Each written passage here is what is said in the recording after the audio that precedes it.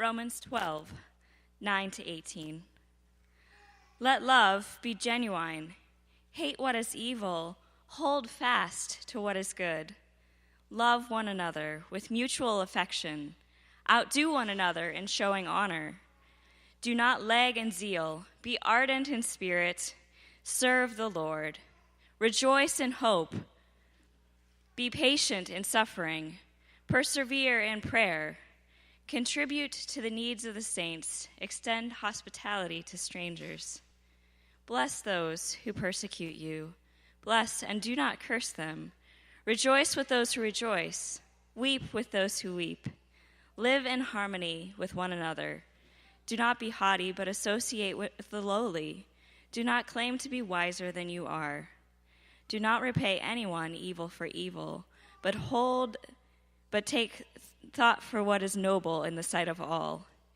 If it is possible, as far as it depends on you, live peaceably with all.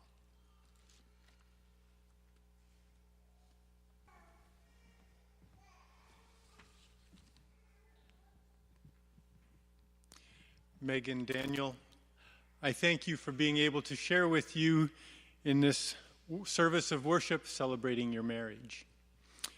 You've chosen a scripture passage that is a wonderful text from Romans 12. I'd like to set the stage a little bit about what this passage talks about by going back even further in Romans. Paul, in this letter, talks a lot about how our commitment to Jesus Christ frees us from our old sinful nature. But in Romans 6, Paul says, it's not just that we're simply freed, but that we're then also enslaved to God. So in essence, we can't be free. We're going to be slaves to something. We just have a little bit of choice about what it is to which we're slaves. As humans, we're going to be enslaved. I believe that. Our society has at least two major things that we tend to fall slave to. One is money and the things that money buys. Or we can become slaves to war and violence. And that kind of relates to money because it's protecting what we have. So those are the two things that we're in our society commonly enslaved to. There is a third one, and I think that's even more insidious, and that is being enslaved to me. You know, I know what's best. I'm going to do what feels good to me. Paul says that when we commit our lives to being disciples of Jesus Christ, we're freed from all of those other things that could enslave us. And we're free to seek what God desires. Importantly, Paul says that if we die to ourselves, we're freed from this lure of me. The two of you, Meg and Daniel, have made it very clear that you are committed to living as disciples of Jesus Christ. It's obvious to everyone who knows you. So as persons who are enslaved to God, what does that mean for your marriage? Well, let's take a look at what Romans 12 says. If you're presenting yourselves as living sacrifices, holy and acceptable to God, or wholly acceptable to God, I think one of the hardest things that you're going to have to do is not put your marriage first. That's right, I said not put your marriage first. Your priority is your commitment to God. And you can't have two first priorities. It just doesn't work. But don't be alarmed, don't despair. The good news is that as living sacrifices, how you live is going to cause your marriage to flourish. I'm going to read parts of Romans 12, 9-11 from Eugene Peterson's The Message with some comments. Eugene Peterson says, "Love from the center of who you are. Don't fake it. Run for dear life from evil. Hold on for dear life to good." That sounds like wonderful advice for two people who are setting out to share the rest of their lives together. As you embody that love that's at the center of who you are, you can't help but bless your partner. You can't escape from that love because it's with you all the time. It's shaping who you are, what you do. And you're going to hold on for dear life to the good that's in your partner. Paul goes on, be good friends who love deeply. Practice playing second fiddle. Wait, that could be a problem. Meg goes for first chair, and I've played games with Daniel. He does not play for second place. Well, another translation does say you should outdo one another in showing honor. Maybe that's a better translation for this.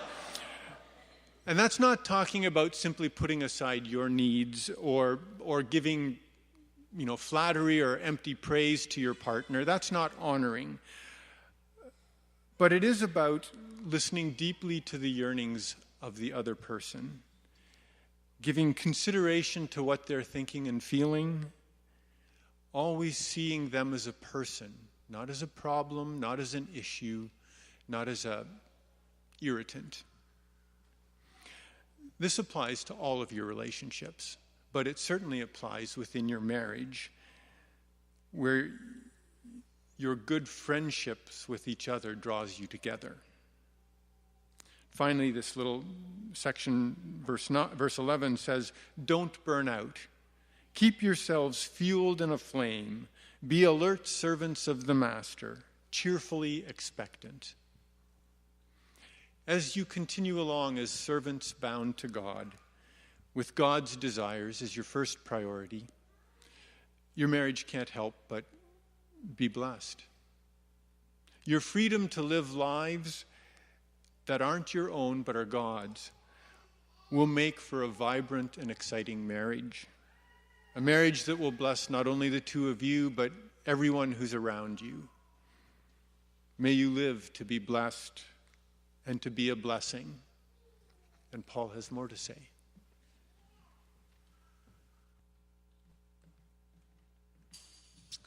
Good morning. Good morning, Daniel and Meg. It's an honor to be here and be with you today. I'm going to be expounding on verses 12 to 13, and I'll just read them briefly here. Be joyful in hope, patient in affliction, faithful in prayer. Share with the Lord's people who are in need, and practice hospitality. I'm Daniel's cousin. And as you know, he and Daryl are twins and look significantly alike. And we didn't see each other a whole lot growing up, but we spent a lot of time working together at Penn York Camp. And in 2006, my husband and I led a backpacking trip to the Adirondacks. And Daniel and Daryl went. And there were two groups. And so on the drive up, we were like, okay, well, which twin do we want to send where, which... So we just kind of picked Daniel. And... And I'm ashamed to say that you're both like good at soccer, you're both good at music, we kind of use them interchangeably.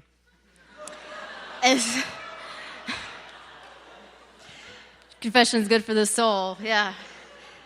Because we were the program directors. So that weekend the Adirondacks was wonderful. I got to know Daniel as who he was as a person, and it was a great week. And It really was. You were quick to help and encourage, and could hear you singing as you would go down to the lake to wash your dish or whatever. And it was a special week. And a few years later, at camp at Penn York again, one time after a chapel, we had it in the dining hall for some reason, and I was done playing and leading worship, and I was just needed something. Summer wasn't over. There was still lots ahead, and you came up to me and gave me this hug, and it was so what I needed. It was just like, wow. And I don't even think I asked for it. I think you just said, I'm just gonna give you a hug. And I remember just leaning against you and being like, thank you, Jesus. This is what I needed. I needed this hug from my cousin. You're sensitive and aware, and you acted on it. You might have thought, Joanna looks kind of rough. She looks like she needs a hug. But it would have been so easy to just not do anything, but you chose to act on it, and it still means a lot. Meg, I don't have as many memories of you, but I remember meeting you briefly after Daryl and Brianna's wedding. We were at Uncle Harold and Aunt Karen's house, and I was just struck then with your how steady you were, and the sincerity and the wisdom that was just very present. But at the same time, I knew you weren't just like this little strict, little boxed woman. I knew there was so much more to you, and I stalked you on Facebook after you sent me a friend request. Confessing again here. And I see that there's a lot of depth to you, and a lot of empathy, and a lot of love for people that maybe don't get the love all the time, and that's exciting to see in both of you. So, anyways, there we are. Being joyful in hope, patient in affliction, and faithful in prayer. The joyful in hope part's kind of easy and kind of obvious. But affliction, it isn't something you want to have linger. Be patient in affliction. I mean, really now, let's just get this done and over with and move on. But there's much to be learned through it. Isaiah 45:3 mentions the treasures of darkness, so that you may know that I am the Lord, the God of Israel, who summons you by name. The affliction will pass, and you'll be richer and stronger for it if you're a good steward of that time. It's easy to, you look back and say, wow, if we hadn't gone through that as a couple, we wouldn't have learned that, Being faithful in prayer, I know that's not new to either of you. Pray alone, pray together, pray when life stinks, pray when it's great, and have prayer as an attitude, as a mindset, not just something you do before dinner or before bed, but throughout your day, being open and aware of what the Holy Spirit's saying. And being generous. You reap what you sow. It is a fact.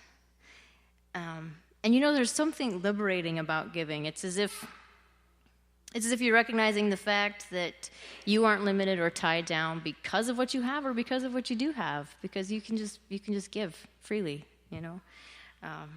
And I know that Daniel and I, we've seen that modeled a lot in our Grandpa Miller. He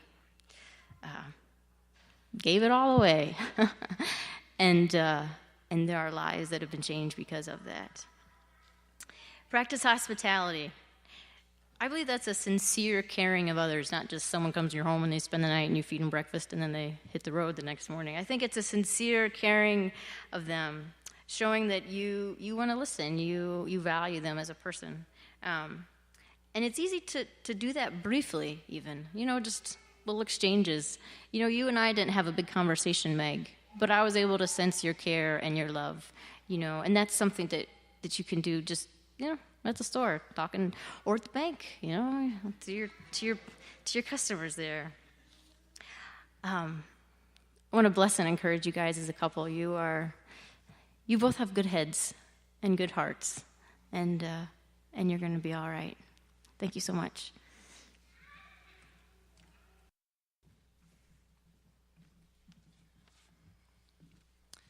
All right. We chose to reflect on verses 14 through 18. Our thoughts on these verses apply to experiences we've had in our marriage, and we're pretty sure they'll be at least partially helpful to you in your marriage. But there is at least a chance that they could be completely meaningless to you in the same sort of way that, there's a chance a black hole could be created by particle collisions at the Large Hadron Collider and swallow up our galaxy. So, can't be sure it can't happen. So verse 14 says, "Bless those who persecute you. Bless and do not curse." In our own relationship, I like to think in sort of a overly optimistic way that when we curse something, we're kind of asking God to come down and just take care of a frustrating situation. But when we invoke a curse, we're sort of doing it in a really negative way. So when they say, bless and do not curse, we should think more, God, this situation is frustrating and I'm angry, and I just want to shake my fists at it and have you curse it. But what we should really be asking is for God to work in that situation as a blessing and as an opportunity for good. So that when together Jewel and I are butting heads on some sort of situation, And in our weakness, we fail to seek the best outcome in that situation because we're trying to be right. We need to shift our focus and have that be a blessing instead of a curse. Also, Kevin and I like to tell stories to get our points across about things like we're doing right now. And we sometimes portray each other in less than ideal lights in these stories because there's humor in that. You know, I exaggerate about how stubborn Kevin can be. He underemphasizes how beautiful I am. But we have to remind each other to build each other up to others and bless each other rather than running the risk of discounting one another. So we need to bless each other, not curse. All right. Verse 15. Rejoice with those who rejoice, mourn with those who mourn. Yes. Have feelings. 16. Live in harmony with one another. Do not be proud, but be willing to associate with people of low position. Do not be conceited. Low position. You guys will get that one figured out pretty quick. The quick interpretation of this verse kind of deals with social mobility, moving, across the class barriers that we've built up in our society. However, as we reflected on our marriage in light of this verse, we realized there are times when we've each felt vulnerable, where it feels like one person is at a lower position and has more need in the relationship. It can be hard to know what to do then for both of us because communication does not operate at maximum capacity when we're vulnerable. So Jewel and I have learned to just be with one another in those times. We're both fixers, so we both want to fix the situation that's making us vulnerable. But that in itself contains an element of pride and conceit that we can do, we can fix whatever situation is occurring. So sometimes it's best to just kind of hang out for a while and let that vulnerability run its course. Like the famous saying, starve a cold, feed a flu, sit and wallow in your vulnerability. Do not repay anyone evil for evil. Be careful to do what is right in the eyes of everyone. Repaying evil for evil sounds really harsh. That said, you'll probably do it at some point in your marriage. But don't. Try. For example, sometimes I forget to squeegee the water at the bottom of our tub after we shower because it was installed backwards and it slants away from the drain. When he goes to shower later, he has to stand in cold water and it makes his feet just really cold. Which can be annoying for him. Rather than taking this graciously, he'll sometimes chase me with the squeegee after he's used it and it has all that bottom of the shower gunk on it, which is a lot funnier than it sounds. It's not exactly evil for evil, but we're not really building each other up either. Another way we took that verse is that it's asking us to compliment each other's weaknesses. Sort of like, Jewel, you've got super duper weak triceps. No. Not the kind of compliment I meant. We're talking about the second half of the verse here, which is to do right in the eyes of everybody. For this order, we as a couple can really complement each other. So you mean like how I'm more introverted, so I spend my energy doing what's good in your eyes, but not necessarily in society, and you're more extroverted, so you spend your energy doing what's good in the eyes of society, but not so much for me. So we have to complement each other in that way and help each other out when we're feeling weak. Right, exactly. Better. Okay, last verse, 18. If it is possible, as far as it depends on you, live at peace with everyone. That's a pretty tall order. But one of the things that we noticed when we read this, we kind of started to read it backwards because reading it forwards was like, that's intimidating. So we started at the end, and it made a lot more sense. Live at peace with everyone. Okay, that's still not easy to do, but it's pretty straightforward. And then they put a lot of qualifiers on it. As far as it depends on you. Okay, it's a two-way street, and we can't drive both ways at one time, so at least make sure that your actions towards others are peaceful. If it is possible. When would it not be possible? Why are they leaving this huge loophole in here? One of the things that Jewel and I reflected on when we were thinking about this is that, occasionally it is kind of impossible for us to live at peace with one another when our ideas on things are so completely different, if we're on just a different spectrum of an idea. So, for example, some of us might like to get our hairs cut every once in a while at one of those places that makes you pay for it. At a salon. Didn't know that about you, but okay. Wa alaikum al salam. Oh, no, the salon, the place where people get their hair cut and then they make them pay for it. Oh, gotcha, right. So anyway, Jewel likes to go to them, which I guess I get. I think a reasonable haircut is done by oneself in one's bathroom, but if you want to go somewhere for it, I can see that. Maybe like a $15 haircut, go crazy for, a month and get like a $30 haircut, but more than 30 is pretty treasonous. Whereas a good haircut to me, where I would feel comfortable and pleased with its quality, might be $50. Maybe in our home in New Jersey, it can even get up to $100, depending on where you live. So you also got the definition of treason wrong. That's all right, though. But we're not on the same playing field at all. Some of these things, we just can't see each other's situation because it's out of our spectrum of understanding. But at the end of the day, we always have way more peace than strife, so it works out. Even though we got married and became one, we still obviously think like two a lot.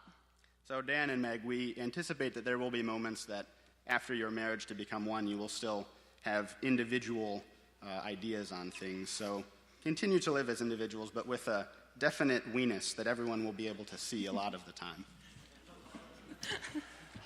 Now, Meg and Daniel, this is the time to publicly declare your promises to each other.